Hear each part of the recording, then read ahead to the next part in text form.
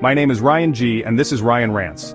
I am a Filipino and I am proud to be one, but Filipinos have always been weird when it comes to sick remedies. Yes, sometimes it really can make you sick.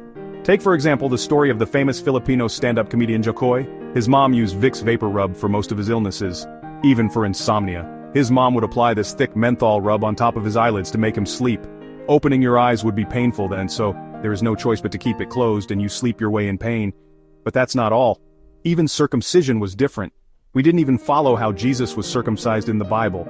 It's a good thing that I was able to avail of a clinical procedure. True story, I was circumcised by a veterinarian. But let's not get into that for now. The generation before me had their circumcision by the river.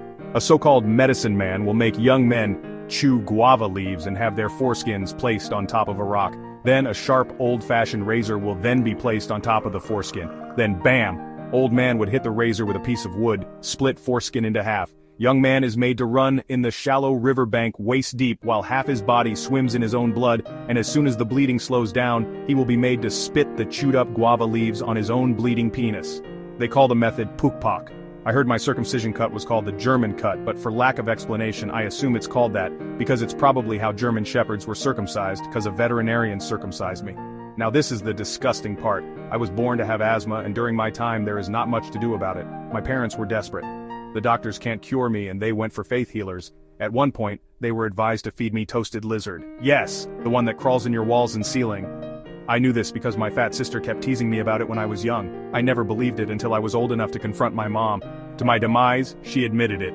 They would roast the fucking reptile on top of the stove and mix it in my porridge. I would have sued my parents if I was a soy boy who grew up with all the civil rights of the young population now. But I loved my mom so dearly I forgave her. But did it work? Of course not. I still have asthma until now.